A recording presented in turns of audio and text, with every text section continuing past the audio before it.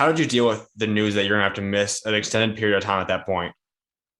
For the first 2 or 3 months, like I really was just like I wanted to give up on school. Like I hated school so much without knowing the fact that I'm not gonna be able to play basketball this year. And so like I'm not gonna lie, for the first 2 or 3 months, I was very depressed. I just didn't know what to do. Basketball carried everything for me, and I had to take it away just like that. Like I couldn't even walk.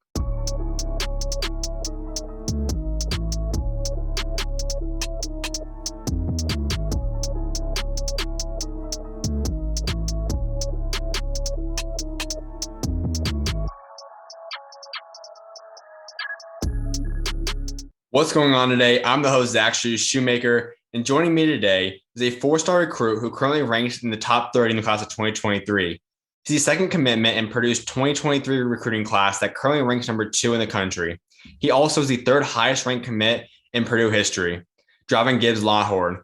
Appreciate you coming on today, man. How you doing? I'm doing good. How about you, man? Pretty good, man. But this has been a pretty crazy journey at this point. We've already talked about a little bit about a year and a half ago. And since that point, you've now moved to Utah. Now you've moved out to Florida. You're committed now to his college and Purdue. What's the past year and a half been like for you? It's been a kind of a roller coaster year. Getting back off my injury, kind of struggling a little bit in Utah with gaining confidence, but I'm looking just at a straight uptrend right now at Montverde, and it's getting better every day, especially with the commitment to Purdue as well. How have you adjusted that? Because being in Florida, obviously a new environment, and this is a special team. It's a team that's most likely going to Geico. So it's a lot more, in a sense, pressure, just more sense like you're playing at that national stage. Like it's a lot more stuff that comes with playing Montverde now. How have you adjusted to that so far? I adjusted well. I like this is the first time in my life that I'm a bench warmer, like playing limited minutes. But Mhm. every opportunity I get from now on, like I just gotta make sure I'm ready and go take advantage of that opportunity. I've been putting in way more work than I've ever put in like since my injury, so that's good. My work ethic is at an all-time high, I'd say, and so only good things to come in the future, man. That is the big thing about committing or going to a school like a Montverde or an IMG or one of them. It's that you're an elite player, but at the end of the day, everyone on that team's elite. You guys are all going Division One. Most likely, almost all you guys, if not all you guys, will be playing at the NBA level or playing pro eventually too. So obviously, not everyone's going to start on that team. How have you adjusted to taking that role in? Has it been kind of challenging to any degree so far for you? Yeah, at first it was kind of challenging, but when I first came here, I knew what I was getting myself into. So, like, I just thought of that, and I was like, look, like, just do something everyone else isn't doing. Like, just go differentiate yourself, and just go out there, and you got to be hungry enough to get it. So I tell myself. We're going to get a lot more into this season and Purdue stuff in a little bit, but I do want Purdue fans and the country in general to kind of get an idea of how you've become the player that you are today. So if we head all the way back, you are originally from Indiana. What was it like growing up out there? And it was like playing when I was playing basketball. It was amazing. Like I had a big fan support. I got like support everywhere from everyone. And kind of when I got injured, it just like hit a downtrend, and like I just felt like I wasn't good enough, or I wasn't going to be good enough after my injury. So I kind of wanted to go somewhere that would challenge me. I tried to go to Utah. Things didn't work out there, so after there, I knew I was going to transfer, but I needed to make the right move to like make myself better. And Montverde was the only other place to go that I feel like I could better my game at the best I want it to be. When you talk about growing up in Indiana, that is a place that's known as one of the top basketball places as well. There's a lot of talent that comes out of there historically and even today still. So what was that like on the basketball scene for you growing up out there? It was amazing. Like to be a freshman and average 20 plus points out there, that's like top of the line. Like no, it's hard for another freshman to do that in Indiana, the basketball state, especially at the 4A level, the highest level. So I thought it was pretty good, and it made me a really good player as well. When you grew up, was basketball always a sport like from day one you knew basketball was what you want to pursue, or did it take a little bit of time for you to fall in love with the game? Um, I would say I fell in love with basketball probably third grade, and is when I like really wanted to focus on it. I didn't think I would be that good at that time, but I just really like playing basketball, so I started playing it a lot.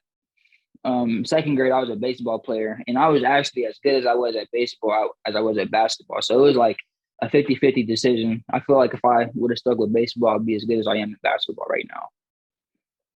And when you look at yourself in the basketball world, you've had a name for yourself now for pretty much ever since middle school. You became someone that people started recognizing. You went to the MSH TV camp.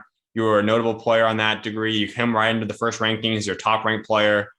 How have you dealt with getting that spotlight on you since a young age? You know, I've always really never had a problem with it. I really never felt pressure really until after my injury. Now there's a little bit of pressure, a little bit of tension, but I just like I kind of put it behind me. I just work and all that pressure I use it to make me better. And yeah, that's basically what I do with the pressure. But I know at the end of the day, when I really do get my opportunities and chances, I'm gonna take full advantage of them and be the player I want to be. When that attention first started getting to you and you first started receiving that, and like I think it was seventh or eighth grade MTV camp and all that heading into high school, was that easy for you to adjust to right away? Did it take a little bit of time to get used to it, or how did you just adjust to the new lifestyle to a sense? You know, it was honestly easy for me because like it was just a bunch of support. There really wasn't nobody like hating on me or like preying on my downfall that I knew of anyway. So it Yeah. was honestly easier, and I felt like it just kind of boosted my game, boosted my game mentally wise, like mental wise. When did you start feeling that I am someone that can be an elite player? Like this isn't my love. It's a dream. I want to play this at this level. I want to play college. I want to go NBA, whatnot. But like now I truly feel like that I have a legit chance now. People even see it. I see it. Like, I know I can become an elite player. When was that for you? I probably want to say after my freshman year, and after my freshman year, I was like, you know what, probably I can probably go somewhere. Like after my freshman year, I knew I was going to be a high major athlete. D1. And then after AAU, that kind of just sold it to me. I was like, yeah, like you can really kind of like go to the NBA if you really want to. You got to keep working. Like of course you're not ready yet. You're not even in the top 10, or I was at one point, but you're Mhm. not really in the top 10 in the rankings no more. Or like before I was, you're not really in the top 10. So you can really like surprise some people right here and do what you want to do with this. And so that's kind of what I did, and I started getting more and more notoriety. And then the rankings came out, and I was ninth at that time. Uh, and then my injury hit, and then I was a 5 star. I lost a star, 4 star, 30th recruit. Not even that's on Rivals in 247. I'm not even ranked on ESPN, so that kind of I took it to the heart a little bit, but I don't think there are safety players better than me. Mhm. But you know that's just fueling a fire for me, and so I feel like they're really going to learn this AAU season coming up. That's what I want to talk to you a little bit about because the ranking aspect is an interesting thing. It's something that obviously fans love, people love, and it gets a lot of attention as we obviously see. But at the same time, a lot of people learn over time, like in terms of you and what your career is going to do down long term, the rankings don't necessarily matter to any extent, actually. So, No, how have you learned that though, to a degree? I mean, obviously, you said you go from being a top 10 player, a 5 star, pretty much everyone sees you and regards you now as this elite player. Injuries happen and different things occur for you where it's not necessarily your fault that you're not there, just injuries have happened and whatnot that you fall back. But how have you adjusted to that and how have you dealt with rankings at the same time too mentally for yourself? you know, like I've really never been the type of person to be too big on rankings. Like I really don't think rankings mean a lot. It kind of just hurt me more to the fact that they really thought that they could just take me off because I was injured. But like honestly, it's whatever. Like it's that's just adding fuel to the fire. And I know once I get back and rolling again, I'm gonna be right back up there. So it's not really that big of a deal. But anyone like doubting themselves, saying, "Man, I should be ranked. Like this guy is not better than me. It's not 25, 60, 100 guys better than me." Just don't worry about it. Let that fuel the fire and just go out there and work for it. Like you're gonna be there for sure. Did you think that way right out the gate? Like right when you had the ranking fall back a little bit, I don't exactly know where they put you the first time around, but did you think at first, okay, it's not a big deal, whatever? Was it hard for you for a little bit of time to kind of realize that, or when did it take you to realize that? You know, I was really never the type of person that was too big on rankings. Mhm. And like not being on the rankings, I always took it like as a little bit disrespectful because like in order to fuel the fire and get better, that's kind of what you have to do in order to get like that much better to be actually on the rankings and to open a lot of people's eyes that do the rankings. But like really, I wouldn't like if I was anybody, I really wouldn't trip too much on it. Like there's plenty of NBA players that's in the NBA right now that was never ranked in high school. Mhm. So that's just how you got to look at it, and just always hope the best for yourself and wish the best, think the best for yourself. Let's head into that freshman season for yourself. That is what started to really build your name to another level. Walk us through that whole decision for starters. Like you obviously go to your local high school. That's where you decided to kick it off at. Why was that the school you wanted to go for your freshman season? It was just like freshman year, I really didn't believe in like having to go to a big prep school at that time. I wanted to settle in and see what I could do in Indiana first. And I did well. If I wouldn't have did that well my freshman season, I probably would still be there right now.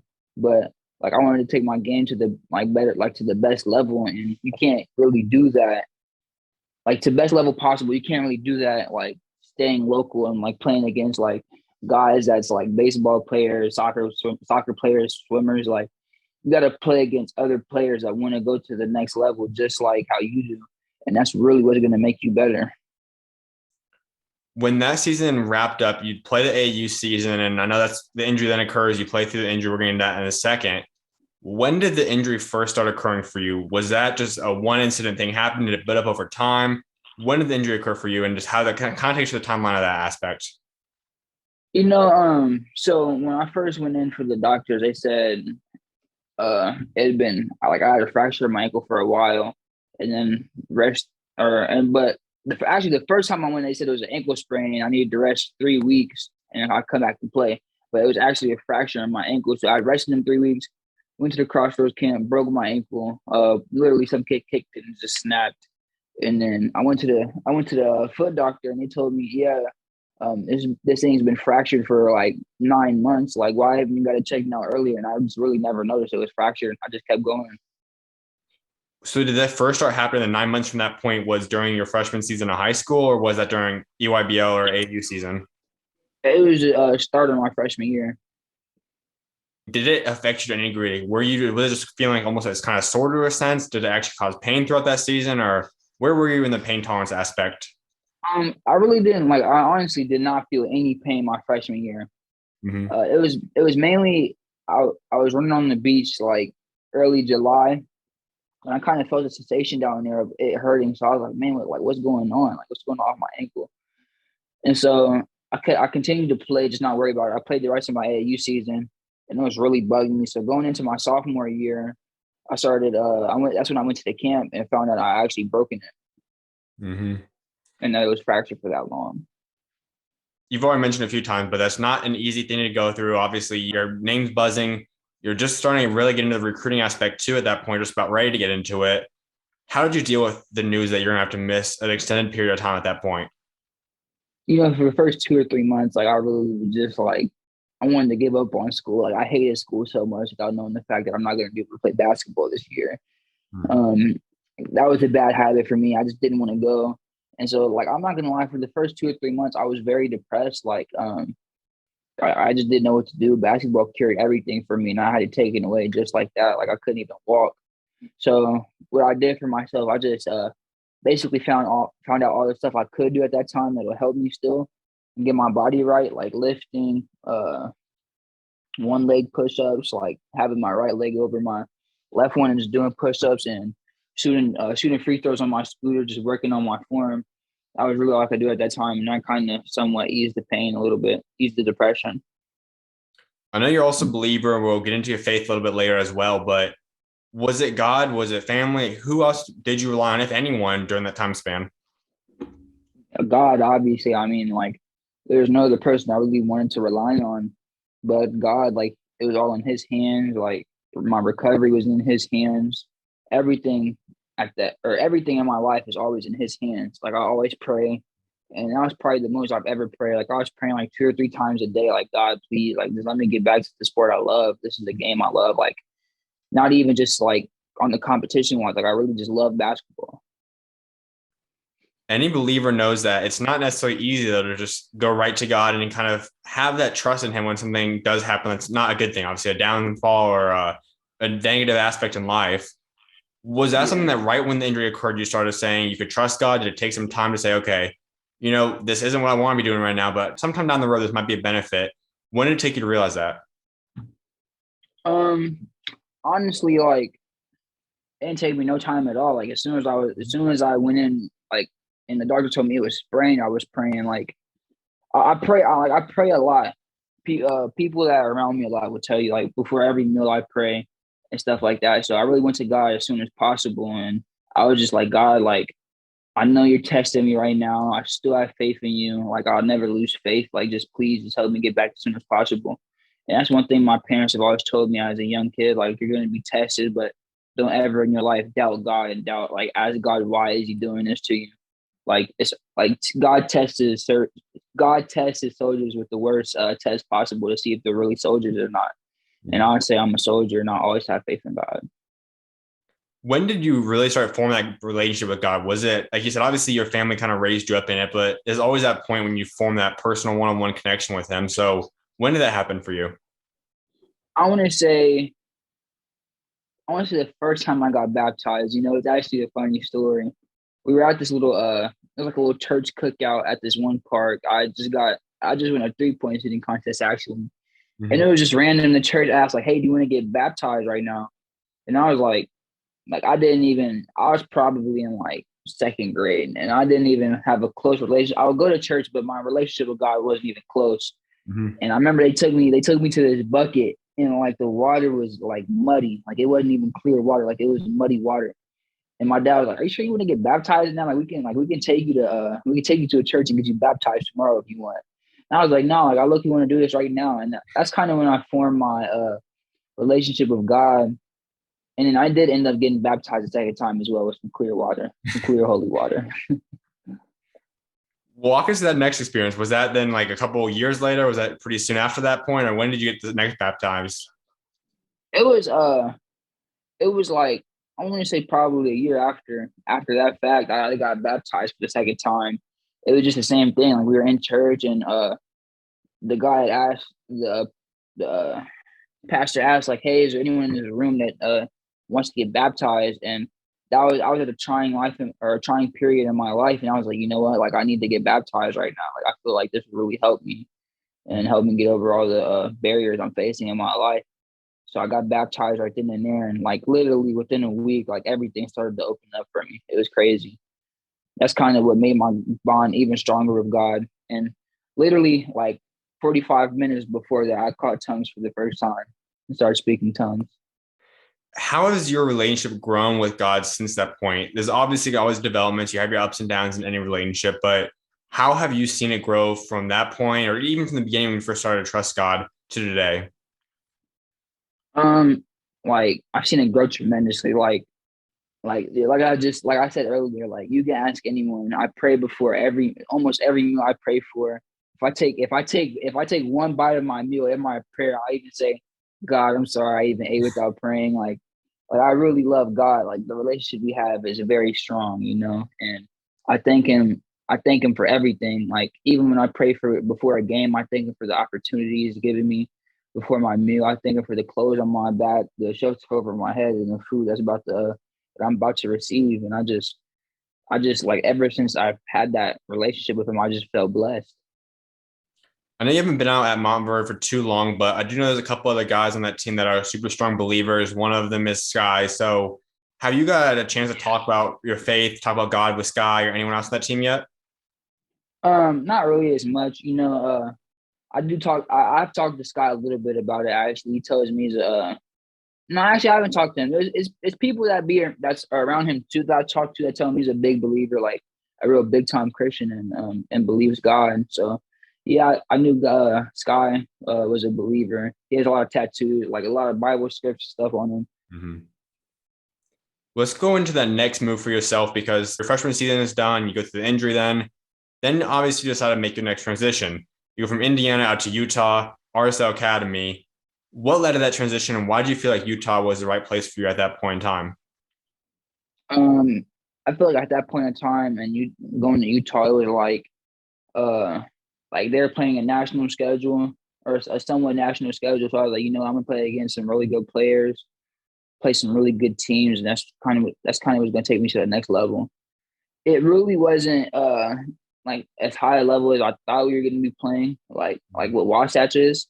So I was like, when I was out there, we were playing just like basic Utah teams, and then like the tournaments we would go to, we'd kind of get killed. But the one tournament we went to when we actually played Montverde and Pebblebrook, that was probably like the highest level tournament I've ever played in my life, honestly.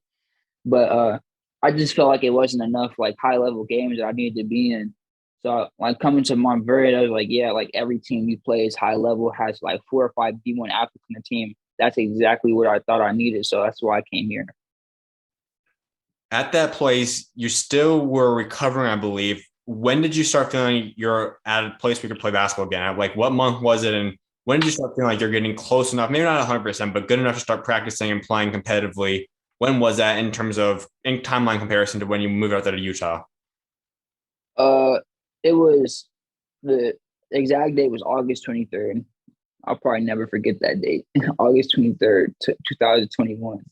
That was when I got cleared, and literally the next day I was on the court. The next day I was out there getting up shots, dunking. Like probably wasn't supposed to be dunking, but I was out there dunking. Like I just felt free again, you know.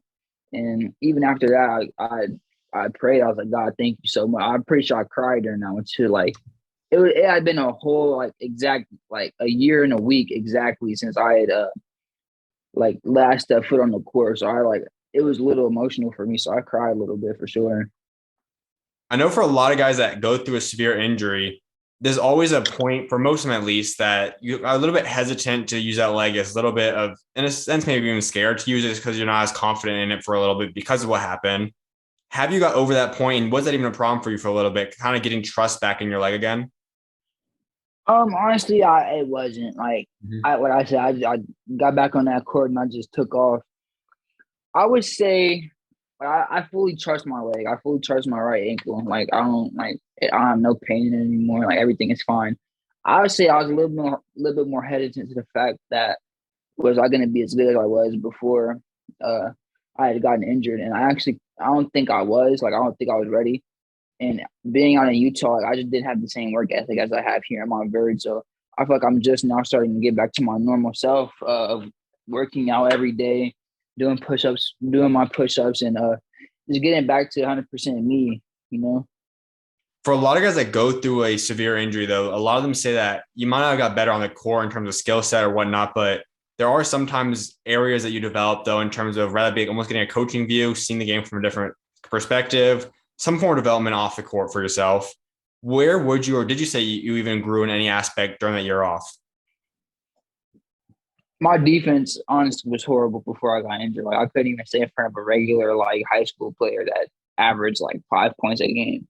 So like getting back onto the court after being out a year and watching like kind of watching how people play, that for sure I want to say it helped my defense a ton. You know, and especially guarding players like Sky, Derek, and Jalen Hood Jafino every day. Like it's really improving my defense a lot. So I say the biggest improvement I have, like just sitting out watching, has been my defense, honestly. You went out there now, you're in Florida. That's where we already talked about a couple different times. You're at Montverde. Your first big event so far, though, has been Hoop Hall now. What was that like being a part of that the past week? You know, like even though I didn't get that many minutes or like as many minutes as I wish to get, it Mhm. was an amazing experience. You know, like I got to go to the Basketball Hall of Fame for the first time in my life, see a lot of really cool artifacts and stuff. Hold one of the first basketballs. So like it was honestly amazing for me, just the whole experience and even getting in the game I got in, like it's something I'm going to get used to. You know, a lot of fans, like most of them not, most of them like kind of just wanting us to lose, like only a little bit in the section wanting us to win. You know, so it was kind of it was kind of a, no, I don't want to say a tough time, but it was kind of a eye opener for me of what I need to work on and what I need to do better in my free time when I'm working. When you look at the next 2 months or whatever it is left of this high school season now, obviously you already mentioned you're not going to be playing as a starting role. You're not going to be getting the typical minutes that you're used to or that you're going to get in AAU this upcoming summer and spring. What do you want to improve on over the next couple of months? What's the biggest things you're looking in at, and how do you plan to take advantage of just working out against these top level guys and getting in a couple minutes here and there? You know, my defense, like I said, it's improved, but it's really not. where I think it should be yet. I feel like I should be able to, if I want to play at a high level, I should be able to contend a D1 guard, because that's where I'm going to be in the future. So, like, I feel like that's mainly what I need to improve on, on the off time, the time that I have. That's going to be working on getting faster, working on my lateral movements, doing a lot of ladder work. I feel like that will all kind of help me get my hips a little open more, and get my lateral movements right. In terms of AAU, you've also transitioned quite a bit in that aspect. You're going to be playing at Vegas Elite now this upcoming spring. How excited are you for that? Man, I'm real excited. Vegas is an amazing place to be. They have a really nice facility there as well. That I feel like I can get a lot of significant work in. So I'm really excited for AAU season. When you look at, you have your final AAU season in front of you, what are your goals that you want to accomplish? What do you want to get done? What do you want to achieve? What would be a successful AAU season for Dravyn? If they do the same thing they did this year as the Peak Jam tournament, the games and then the tournament, my goal would be at least to get to the elite, or no, I say Final Four of the tournament. Open a lot more eyes, like not even like ranking wise, but just like have people like have my name and like who's this kid? Like, where did this kid come from? Like, never saw him before. That's kind of my goal this year. Yeah, and then just like get better, prove and show people that I'm one of the top guards in the nation. Is there a certain statement that you want to make to people? I know you just kind of said you want to be known as one of the top guards again, but is there one specific thing that when you're done, you want people to remember you for what you achieved over the next 4 or 5 months? Yeah, for sure. Like it's really rare for a player to sit out a whole year and come back as the same player, if not better than they were before they were injured, in my opinion. So that's kind of what I want. That's kind of what I want people to realize about me. Like, I sat out for a whole year, and I'm probably like, with the work I'm putting in now, I'm probably going to be better than I was before I got injured. Not probably, like I will. Like, I'm just too determined for me not to be that way. So that's kind of what I just want people to know about me. Like, my path and my route wasn't tough to get to this level, or it wasn't easy. My fault. This is all leads up to the big announcement for you now, and that is that you're going to Purdue. And that's why I want to get through this whole recruiting process, because it was, once again, another unique process. We've already gone through your whole high school career and how that's all unfolded. The recruiting was interesting too because of the injury, because of everything happening. So let's just go through that a little bit. You had offers from Indiana and Purdue, I know. You had also a lot of interest from schools that were, in a sense, probably just waiting for you to get healthy or whatnot. Take us through the recruiting game. Like, what did that look like for you? What truly was the real landscape for you in that process? During my time of injury, I really didn't have that many schools reaching out like as much as Purdue was. Like, Purdue was almost like every like 2 or 3 times a week type of deal. They would reach out and tell me like, "Hey, how are you doing? How's your injury process going?" And I really had no other schools doing that. IU, they barely kept in contact with me. I didn't even go on a visit actually. And I thought like, like if you want me to be one of your guys' like top priority guards, like, you're not treating me like one. And I want to go where I'm really wanted. Like, that was my goal. But that was not my goal, but my eye opener in the school. Like, go where I'm really wanted, where the coaches really want me. And so Purdue kind of fulfilled that aspect of my recruiting process, and I felt like that's why it was a place I needed to be in. So out of all the schools in the country that could have possibly recruited you from any different level at Division One, just because of the injury, then only one school pretty much stayed in consistent contact with you just because of an injury? Yeah, pretty much. That's obviously pretty incredible, because you obviously just came off of being a top 10 player in the country. And even then, people knew you still were highly ranked. You still were a great player. But how big was that for Purdue to be part of you? Like, to have Coach Painter consistently talking to you, reaching out to you, still wanting you to be a Boilermaker. How big was that for you? It was really big, honestly. Like, I thought that, like, even like a week after I announced my injury, they didn't text me. So I thought like, man, like, what if I get my offer snatched? Like, I like, so much stuff was going through my head, and Purdue kind of just like, them talking to me every day just kind of chilled me out on them. Like, because the main offer I was worried about was them. Like, I didn't want them to snatch their offer. That's my hometown. If anything, that's where like everything goes bad, like that's where I was going to commit. So I was mainly worried about that. And so I kind of thought there'd be more schools reaching out to me during my injury process, and there wasn't. So I was, you know what, like they showed me the most love. Like this is where I need to be. You know, I have a lot of supporters there. I used to live 5 minutes from the campus, so everyone loves me in Indiana and West Lafayette. So that's kind of where I need to. That's kind of where I felt like I needed to be. If Matt Painter and the Purdue coaching staff didn't keep talking to you during your injury, do you think you still would be committed to Purdue at this point in time? Um, it's hard to say. You know, I really don't think I could say I would be committed right now. Mhm. They would probably be. I feel like they'd be in my top three for sure. Top three or five schools. Growing up, that was the hometown team, but I know not for all guys, just because whatever the hometown team is necessarily your dream school. So I usually don't ask this question until guys are committed because it causes a lot of different headlines and whatnot for different players. But who was a dream school growing up for you? Was there a certain school you loved watching every time they were on when you were growing up? Probably Kentucky. Mhm. Kentucky. Kentucky was probably my dream school as a child. You know, but growing up and going into high school, I kind of didn't have a dream school. It's kind of where I just wanted to be and where I wanted to be wanted most. The best thing about this for you, or one of the many great things, is that you are the hometown hero now. You're going to be a guy that can go out there, represent. Your family's going to be able to go out there and watch your games. You have friends that's going to be able to go out there and watch your games. And you get to have that hometown hero pride. How excited does that make you to be able to have that behind you and backing you when you get out there?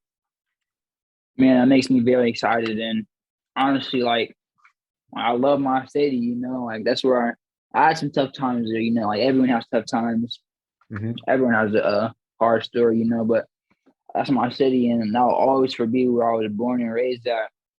So, like, I kind of look at it as a giving back a little bit. Like, hey, like you raised me to the like this town raised me to the player I was. So, like, I'm about to bring us up. I'm about to put us on the map. You know. When you look at what they're building right now, they've been phenomenal last year, a great team. This year, obviously, national contender. They very well could come out with a championship this year. How more excited does that make you knowing that you're going to a team that they're going to lose pieces? Obviously, Jaden Ivey's going to be gone by the time you get out there. Dravyn's going to be gone. A lot of Zach probably will be gone, but the foundation is there. The foundation, the core for this winning culture is built now. How excited does that make you to know that you're going into that type of situation? Makes me feel really good. You know, I was kind of planning on committing to Purdue before they were even ranked. So them being ranked fourth in the nation right now and being number one at a point was kind of like just the extra cherry on top. You know, like it just made everything feel so much better, so much more comfortable. When did it click for you and you knew that Purdue's where I want to attend? It was really after one of my basketball games, and I was just thinking like, man, like no, not really any coaches that reached out lately, but Purdue. They always reach out and just ask me what's up. And then it was mainly the visit I was thinking about. Like the visit was amazing. Like, I felt love. Like even after the basketball game, I got to hang out with some of the basketball players, and that was just awesome, you know. So I just felt like, yeah, like this is kind of where I want to be. It's already built, you know. Like I'm cool with all the basketball players. It's like my family already. When you look at that locker room, like I said, some of those guys are not probably able to play with. We know Jaden's gonna be gone, probably top three pick this year or whatnot. But who on that locker room would you say you kind of formed that great relationship with, or kind of established a pretty solid friendship with already? Uh, Probably three guys. Four guys. Honestly, I want to say Mason, it, Trey, and Eric Hunter. I kind of like those are kind of the first guys I talked to and got cool with, you know, and they like just welcomed me like to everything. Uh, Eric Eric was a really cool guy. He's at most of the dinners I had with Purdue. Uh, so like he was just basically telling me like, you know, like everywhere around here we're supported. Everyone loves us. Everywhere we go, like people are always just telling us like, hey, good luck tonight. Good luck. Like we got so much faith in you guys, and that's what I want. Like that's what I want in a school I want to go to. Who else on the coaching staff are you close to? Is it just Coach Painter? Is it a couple of assistant coaches, or who else are you pretty close with on that coaching staff? Coach Johnson, I'm pretty cool with Coach Terry Johnson, and Mhm. then Coach Brandley. Those are probably some other coaches I'm pretty close with as well. I want you to kind of walk us through when you did tell the coaches that you're going to go to Purdue. I know that's always a special moment for you and the coaching staff. So walk us through how you told them, where you were, what happened. Just take us through the whole story. So it was after one of my games in Utah. We were actually on a road trip for a week. We just played a rough game, It was since I don't even know where we was at. It was somewhere in Utah. It was like a country school, so it was pretty like loud. Like a lot of fans was there because everyone wanted to beat us at that time. RSL. So we just finished. We won. I think I had like 19 points, and I was on the bus. We were on our way, like we were on a 3-hour drive to Moab, Utah, for another little couple games. And yeah, that's kind of where I committed at right then and there. Coach Painter called, or I called Coach Painter, told me he was excited to have me and all of that, and I was like, that just boosted my comfort. You aren't the only guy committed in the 2023 class. You have Myles there as well. And eventually, obviously, it's a couple years away to get out there still, but you two are going to be the dynamic duo of the future. The 1 and 2, obviously, they do run 3 guards, I guess. So it could be 2, 3, 1 to 3, whatever it's going to be. You guys could be a dynamic duo, though. How excited are you to be able to have that duo with him? And how close are you with Myles right now? Me and Miles are pretty close, Every time one of us make a post on Instagram, we always comment, repost it. I've been playing against Miles actually since I first started playing AAU. Me and Miles always play against each other, and he was always the best player on his team, and I was the best player on my team. And every time we played each other, we always go at it. So being able to play with him, especially at a D1 school, it feels good. And I feel like we're gonna make a lot of noise. Miles is still, in my opinion, a little underrated, but he's gonna get out there for sure when we go to Purdue. Were you guys talking the recruiting process? I know he committed a little bit before you, but was he trying to recruit you over there? Were you guys talking at all? Or was that something that you just kind of stayed away from and then you guys started talking once you commit? No, we really didn't talk as much. I'm sure he kind of got the memo though when I first followed him on Instagram. It was like a week. I want to say like 2 or 3 months before I committed. Mm-hmm. No, I went not even that long. Probably like a month before I committed. I followed him on Instagram. That's probably when he got the memo. Like, hey, he's probably about to commit. He's probably about to be my backcourt partner. The thing about you two, though, that is unique too, is that there's not too many 2023 guys committed. There's some that keep rolling out more and more each week, but you guys were one of the earliest. I think Myles actually was maybe the first guy to commit in 2023. What for you, though? You obviously can't speak for Myles, but for you personally, why was that early on in December the time that you said, I'm ready to commit now? I still got a year and a half till I could even get on campus. I feel like now's the right time. It just felt like the right time to me. I was tired of mainly just waiting for other colleges to text me. And I was like, you know what? Let's just get this done and over with. I feel like even at the end of the day, after being recruited, this is where I'm gonna want to be anyway. So might as well save the process and get it done now. There's going to be quite a few openings in that 2023 recruiting class. I think you guys could probably get a couple more guys in that class if that's what you guys decide, is portal stuff and all that happening too. But who else do you guys want? What would a dream class for Purdue's 2023 recruiting class look like? Um, I don't really know. Like whoever comes, if Purdue's offered you, I know you're a good enough player to help the squad. Mm-hmm. So anyone that comes, like I'll just be ready to work hard. Let's just go out here and try to get an out of you. That's mainly my main goal. Is there anyone that Coach Painter has told you about or talked to you guys about, or any of the coaching staff saying this is someone we're kind of targeting? Not really, honestly, no. Maybe he told me, Coach Painter keeps a 7-footer, man. So he did tell me about one kid in Sweden, 7'1", he is trying to get over. I actually think he's committed as well. So yeah, and he's in my class, but yeah, a 7'1" kid in Sweden committed. Yep. So it's always good to have some size down there in the paint. So what are Purdue fans going to be able to expect from you? When you talk about you getting out there, you're still going to develop and whatnot over the next year and a half. But when you do step foot on campus, what can Purdue fans expect from you? Expect a lot of love from me, a lot of support to you guys, and a lot of wins. If you could describe your game a little bit, what's some of the things you're going to bring on the court for the team? I want to say I'm gonna bring good shooting. A lot of people told me like the torch is being handed down. It's being handed down from Carson, now to Ivy, and now to me. So that's kind of what everyone should be expecting. And I'm gonna work towards. I'm gonna make sure I'm one of them key players that has the torch and hopefully passes it down to the next guy that's up. If you could compare yourself to a couple players, maybe one specifically, a Purdue player, even just an NBA guy or whatever, who would your comparison for yourself be? Or maybe a couple different guys you take pieces from and you play like? I really don't compare myself to NBA players. So I kind of want to be my own NBA player. Mm-hmm. But like things I've heard of people comparing me to NBA players, I've heard a lot of Trae Young, Mm-hmm. Zach LaVine. Surprisingly, very surprisingly, caught me off guard. I heard somebody uh, compare me to Steph Curry. No, like I kind of like that one. I know a big thing that's come into play for everyone too now is the NIL stuff. Did that factor into recruitment at all? And if so, what does Purdue kind of pitch to you? Like, what's their pitch in terms of NIL for you? They really haven't pitched me on like NIL terms or nothing. We talked about it a little bit, like what it would be like with my media bringing and like especially since I'm from that area, some of the potential deals I can have. Mm-hmm. But it really didn't play that much of a big role into it. That's just where I like Purdue is kind of where I want to be just because of the support system I'm gonna have and the nice backcourt of Miles. There could potentially be an option for you. I have no idea if you're considering it yet, but because you commit this early on, guys, jury class up now. Is that something you've considered? Is there any chance you possibly go into 2022? Or are you set on just waiting to 2023? Or where are you on potentially reclassing if that's even an option for you? Right now I'm kind of just set on waiting until 2023. Mm-hmm. I feel like there's still a lot of work I has to be done before I should reclass.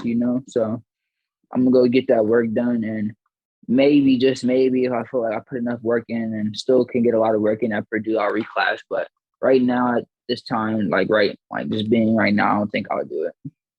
Has the coaching staff suggested and even offered that to you? Has it been something that you ever discussed saying, if you do feel ready, we could have a spot for you?